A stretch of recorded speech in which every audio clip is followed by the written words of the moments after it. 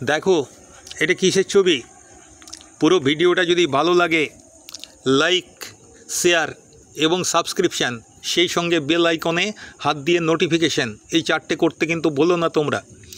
তো এখন আমরা কিসের ছবি দেখছি, এটা আমরা একটু মনে করে নিই ঠিক আমরা কোন জায়গায় গিয়ে শেষ করেছিলাম। মাকু আমাদের আগের ক্লাসে যেটা পড়েছিলাম, সেই জাদুকর তখন শূন্যে হাত ছুঁড়ে সুর করে বলল, তোমরা সবাই চুপ, লাগ ভেলকি লাগ, আকাশ পানে তাক, তার হাঁকড়া পাখি পাকড়া, লাইমা পড়িস ঝুপ।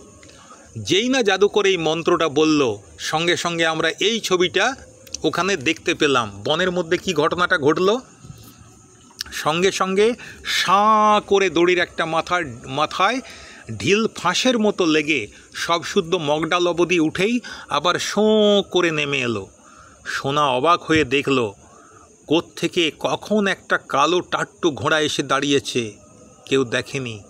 আর তারই পিঠে ঝুপ করে যখন দড়িগাছা নামলো, টাট্টু ঘোড়ার সোনালি জিনের উপর দাঁড়িয়ে স্বয়ং পরিদের রানী।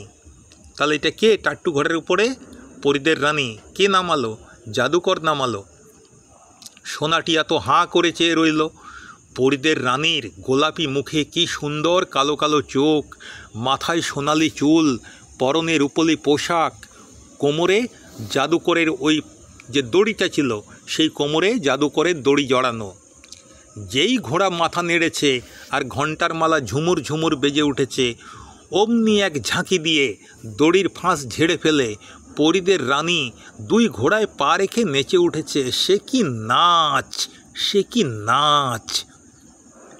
নাচ দেখে গাছের উপর থেকে টুপটাপ করে রাশি রাশি ফুল ঝরে পড়তে লাগলো। আর জাদুকর সঙ্গে সঙ্গে লম্বা একটা চোঙের মতো বাঁশি বাজাতে লাগলো। তারপর কখন এক সময় বাঁশি থামিয়ে জাদুকর আবার দড়ির ফাঁস তুলে নিয়ে ছুঁড়ে মারল। দড়ি গিয়ে পরিদের রানীকে জড়িয়ে ধরে পাক খেতে খেতে তাকে শুদ্ধ আবার গাছের মগডাল অবধি উঠে গেল। পরিদের রানী হাওয়া হয়ে গেল। কে হাওয়া করলো? জাদুকর হাওয়া করে দিল। যেভাবে জাদুকর আকাশ থেকে পরিদের রানীকে নামিয়ে এনেছিল, সেভাবেই জাদুকর আবার পরিদের রানীকে হাওয়া করে দিল। আর কিছু দেখা গেল না, শুধু এক রাশি লাল ফুলের সঙ্গে দড়িগাছা ছপাত করে আবার এসে মাটিতে পড়ল। হোটেলওয়ালা সোনাটিয়ার কানে কানে বলল, এমন খেলা কেউ কখনো দেখেছে? আমাদের জাদুকর হলো গিয়ে জাদুকরের রাজা, কেউ পারবে না এরকম করতে। তো এই যে সোনাটিয়ার সঙ্গে কথা বলছে আমাদের হোটেলওয়ালা, বলল, চলো এবার রাঁধা বাড়ার কাজে লাগা যাক। এবেলায় মাছের স্টু, ভাত আর রাতের শুরুয়া এখনই তৈরি করে রাখতে হবে। যে মনে নেই আজ রাত্রে আমার জন্মদিনের ভোজে সকলের নেমন্তন্ন, ভুনি খিচুড়ি, হরিণের মাংসের কোরমা আর পায়েস, সেই সঙ্গে শুরুয়া না দিলে আমাকে ছিঁড়ে খেয়ে ফেলবে। কারা? যারা খাবে। উটি আবার লুকিয়ে করতে হয়, নিয়মটা কাউকে জানাবার মতো নয়। এই যে এর শুরুয়ার এত সুন্দর স্বাদ, কি করে এত সুন্দর স্বাদ হয় সেটা কিন্তু লুকিয়ে লুকিয়ে হোটেলওয়ালা বানায়, এটা কাউকে জানানো যাবে না।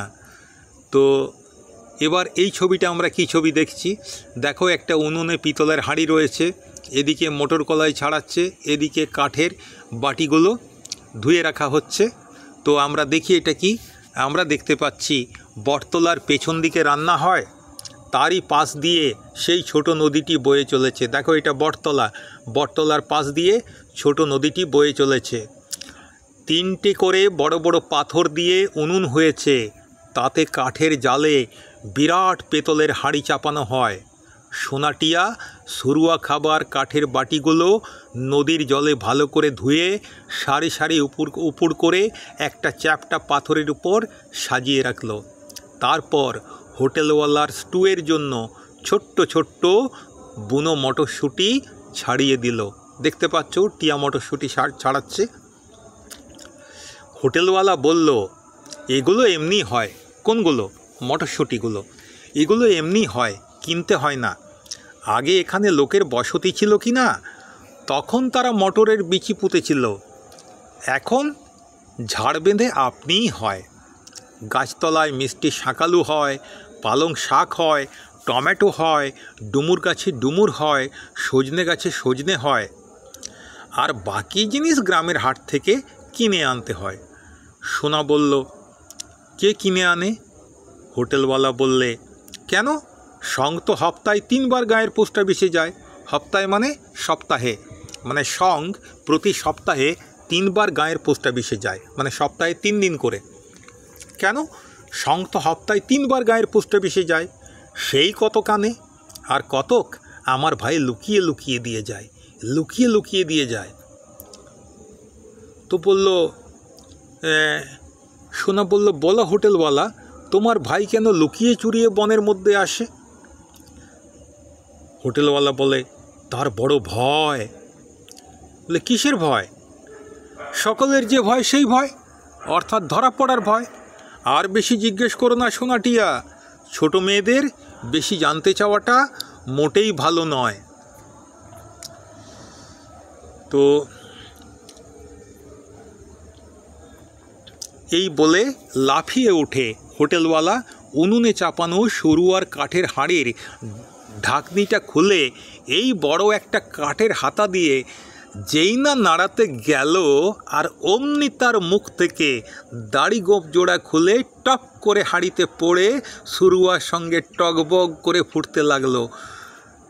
সোনাটিয়া তো হা হা করে ছুটে এলো, কিন্তু হোটেলওয়ালা এক হাতে ওদের ঠেলে অন্য হাতে সরুয়া ঘুঁটতে লাগলো। তার চাঁচা ছোলা ন্যাড়া মুখটাতে মুচকে হাসি দেখে সোনাটিয়া তো অবাক। দেখেছো কী সুন্দর লাগছে, এই দাড়িটা পড়ে গেছে আর গোঁপটা পড়বো করছে, হাতার ডগায় আটকে আছে, মানে এবারে পড়ছে আর কি। তো উনুন থেকে লম্বা লম্বা জ্বলন্ত কাঠগুলোকে টেনে বের করে ফেলে তাতে বালতি বালতি জল ঢেলে আগুন নিভিয়ে কোমরের গামছা দিয়ে হাত মুখ মুছে ফেলে হোটেলওয়ালা কাঠের হাতা দিয়ে সরুয়া থেকে দাড়ি গোঁফটা তুলে ফেলার পর বালতির জলে ধুয়ে অমনি গাছের ডালে শুকোতে দিল। আর ট্যাঙ্ক থেকে আরেক জোড়া দাড়ি গোঁফ বের করে নিল। তার মানে ওর 2 জোড়া দাড়ি গোঁফ আছে, তার কোনোটাই কিন্তু আসল নয়, এগুলো হচ্ছে নকল দাড়ি গোঁফ। ও সবসময় পরে থাকে, তো যখন এক জোড়া ওই সরুয়ার হাঁড়িতে পড়ে যায় তখন আরেক জোড়া বের করে পরতে হয়, কারণ সেটা তো ভিজে গেছে, সেটাকে শুকোতে দিতে হয়। তারপরে এই শুকোতে দেওয়ার পরে আরেক জোড়া দাড়ি গোঁফ বের করে পরে নিয়ে বলল, সোনাটিয়ার দিকে ফিরে ফিক করে হেসে নিল। তারপরে বলল, আগে কেউ আমার সরুয়া মুখে দিলেই ওয়াক থু বলে ফেলে দিত, আর রোজ পয়সা ফেরত চাইতো। কেন পয়সা ফেরত চাইতো? তুমি বাজে খাবার খাওয়াবে, হ্যাঁ, আর পয়সা নেবে, মজা নাকি? তোমার খাবার ভালো হয়নি, দাও ছাড়ো, পয়সা ফেরত দাও তো। একদম বাজে সরুয়া রান্না করে। তারপর একদিন দাড়ি গোঁফ আচমকা সরুয়ার মধ্যে পড়ে গিয়ে ওর সঙ্গে রান্না হয়ে গেল। আমি তো ভয়ে মরি। এবার ওরা আমার পিঠে চালাকাঠ না ভেঙে ছাড়বে না, মানে মারবেই। কিন্তু কি আর বলবো, সেদিন সরুয়া খেয়ে সবার মুখে সুখ্যাতি আর ধরে না, সবাই নাম করছে দারুণ হয়েছে, দারুণ হয়েছে, দারুণ হয়েছে। জাদুকর তোর নামই দিয়ে দিল স্বর্গের সরুয়া। এই শোনো, তোমরা যেন আবার দাড়ি গোঁফের কথা কাউকে বলো না, তাহলে আমাকে আর কেউ দেখতে পাবে না। কেন হোটেলওয়ালা, দেখতে পাবে না কেন? তো এই যে প্রশ্নটা করলো সোনাটিয়া, এর উত্তরটা আর আজকে দেবো না, এর উত্তরটা পরের ক্লাসে দেবো। আমি আবার বলছি, সামার ভ্যাকেশন, গ্রীষ্মের ছুটি, মানে স্কুল ছুটি, পড়ার ছুটি কিন্তু নয়। অতএব তোমরা মন দিয়ে পড়াশোনা করো। ঠিক আছে, আজ এই পর্যন্তই।